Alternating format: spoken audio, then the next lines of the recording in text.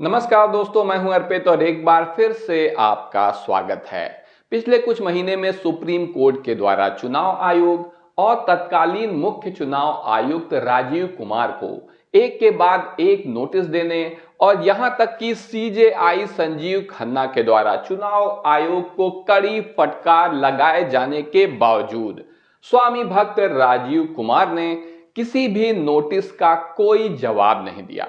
अब राजीव कुमार रिटायर हो चुके हैं और इनकी कुर्सी पर बिठाया गया है ज्ञानेश कुमार को, और इन्हें इस कुर्सी पर बिठाने के लिए कितने पापड़ बेले हैं सत्ता ने, ये आपसे छुपा नहीं है। लेकिन इसके बावजूद अब ये सब बेकार होता नजर आ रहा है, सारी मेहनत बर्बाद होती नजर आ रही है, क्योंकि राजीव कुमार ने भले ही किसी नोटिस का जवाब नहीं दिया था, लेकिन कुर्सी संभालते ही जैसे ही सुप्रीम कोर्ट की फटकार लगी, ज्ञानेश कुमार ने मुंह खोल दिया, सब कुछ उगल दिया, जिसकी वजह से सत्ता को, सरकार को बड़ा झटका लगा है। मोदी सरकार को डबल झटका लगा है। और बड़ा सवाल सामने जो ये आया है वो है कि क्या राजीव कुमार को अब जेल होने वाली है, और क्या हरियाणा और महाराष्ट्र विधानसभा चुनाव के नतीजे भी पलटने वाले हैं। जी हां, जिस तरीके की तस्वीर अब सामने आ रही है दिल्ली हाईकोर्ट से, जहां पर चुनाव आयोग घुटने पर आ गया है,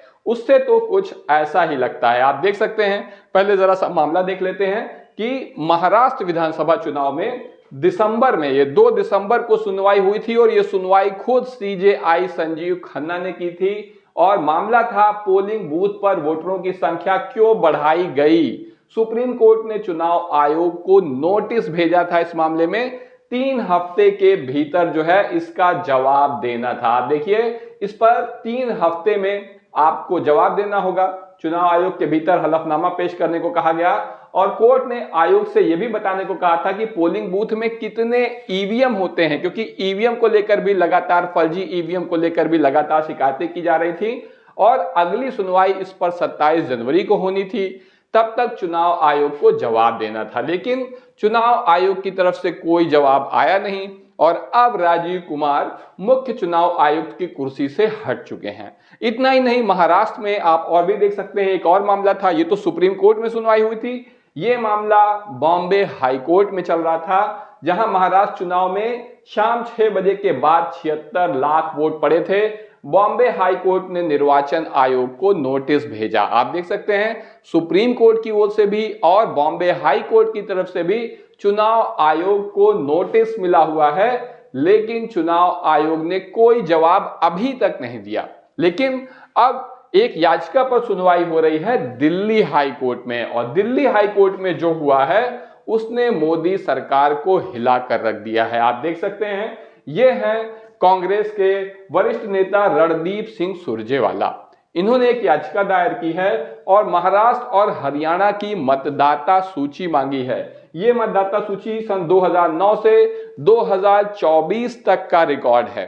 इसकी इन्होंने मांग की है चुनाव आयोग से, और चुनाव आयोग इसे देने के लिए तकनीकी रूप से तो बाध्य है, लेकिन आप जानते हैं कि किस तरीके से चुनाव आयोग बात तो मान लेता है, हाँ तो कर देता है, लेकिन समय सीमा पर उसका कोई कंट्रोल नहीं है, चीजें चलती ही रहती हैं। अब आप देखिए कि चुनाव आयोग का जो वकील है उसने दिल्ली हाईकोर्ट में दबाव पड़ने पर वहां खड़े होकर कह दिया कि हम जल्दी ही लिस्ट दे देंगे। लेकिन ये जल्दी ही क्या होता है, इसी मामले में अब सरकार फंस गई। इसके पहले आपको बता दें कि राहुल गांधी ने भी कहा था कि महाराष्ट्र विधानसभा चुनाव में वोटर लिस्ट में फर्जीवाड़ा हुआ है, यह आरोप लगाया था। इलेक्शन कमीशन से वोटर्स का डेटा मांगा था, तब आयोग बोला था तथ्यों के साथ लिखित जवाब देंगे। कहा तो था, लेकिन आज तक कोई जवाब दिया नहीं है। और इसी बात पर कांग्रेस के नेता और सुप्रीम कोर्ट के वरिष्ठ वकील अभिषेक मनु सिंघवी ने चुनाव आयोग की लंका लगाकर रख दी है।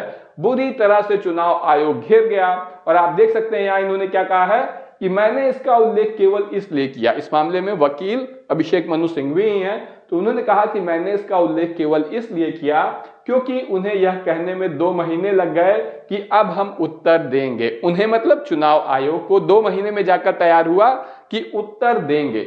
2 महीने में उन्होंने कहा कि अब हम उत्तर देने में और समय लेंगे, फिर कह रहे हैं अभी हमें और समय लगेगा। यदि समय सीमा के बारे में उनकी समझ यही है कि यथाशीघ्र निर्णय लिया जाए तो यह एलिस इन वंडरलैंड की समय सीमा की तरह हो सकता है, यानी कि आपकी जो समय सीमा है इसका कोई अंत नहीं है। ऐसे में निश्चित रूप से आप देखिए कि किस तरीके से न्यायालय ने भी इस मामले में कड़ा रुख अपनाया कि ये क्या है, कोई टाइमलाइन आपकी है ही नहीं, कोई समय सीमा आपकी है ही नहीं। और क्योंकि ईसीआई ने कहा है कि हम दे देंगे, इन्होंने स्वीकार किया है कि हम वोटर लिस्ट देंगे, तो ईसीआई के इस रुख को जो समय सीमा वाला है रिकॉर्ड में लेते हुए याचिका का निपटारा किया जाता है कि प्रतिनिधित्व पर यथासंभव शीघ्रता से निर्णय लिया जाएगा और आज से 3 महीने से अधिक समय नहीं लगेगा। तो यथाशीघ्र का भी ये मतलब नहीं है, 3 महीना डेडलाइन दे दी है कि 3 महीने के अंदर अंदर ये सब कुछ करना होगा।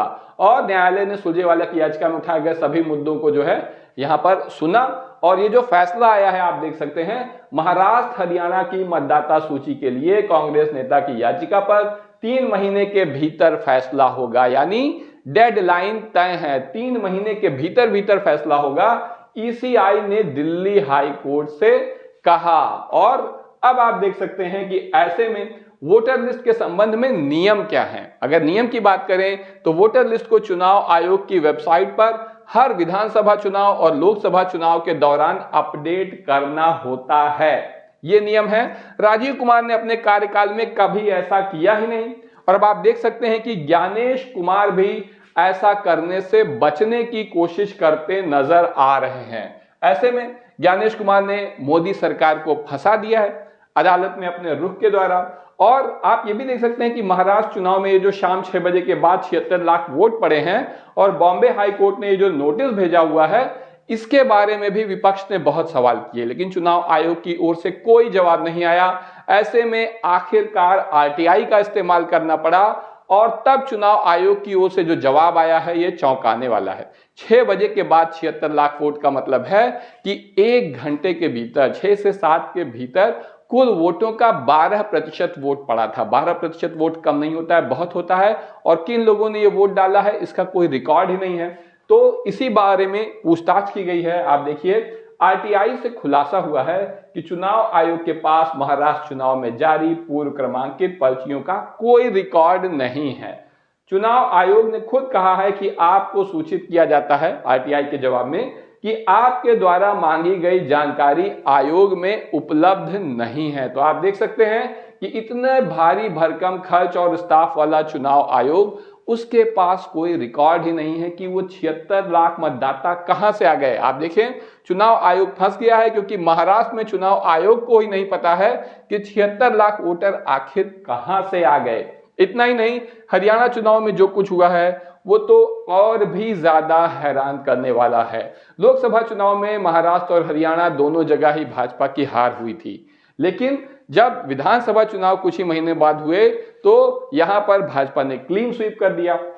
आप देख सकते हैं हरियाणा चुनाव के दौरान पूरा दिन मतदान के बावजूद ईवीएम की 99% बैटरी चार्ज रहने पर संशय का मामला है और ये चुनाव आयोग तक पहुंचा है कि आखिर कैसे जब पूरे दिन वोटिंग हो रही है फिर भी ईवीएम 99% चार्ज है। इसीलिए कोर्ट ने पूछा भी कि आखिर कितनी ईवीएम है आपके पास हर बूथ पर, ये हमें बताएं। और वोटर लिस्ट में धांधली का मामला तो है ही, कितने लोगों के नाम कटाए गए जो वहां पर हैं, कितने मृत लोगों ने भी आकर वोट दे दिया है।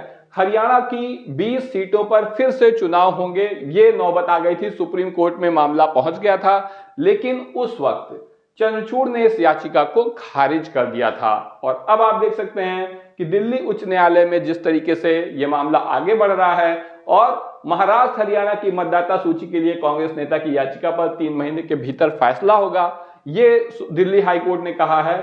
उससे अब ये सवाल खड़ा हो गया है कि क्या हरियाणा और महाराष्ट्र में एक बार फिर से चुनाव होगा, चुनाव पलटेगा, या फिर 3 महीने के बाद राजीव कुमार को जेल हो जाएगी। इस पूरे मामले में आपका क्या कहना है? जो भी आपका मानना हो कमेंट करके जरूर बताएं। वीडियो को लाइक करें, चैनल को सब्सक्राइब करें और अपने दोस्तों के साथ शेयर करना ना भूलें। अभी के लिए बस इतना ही, धन्यवाद।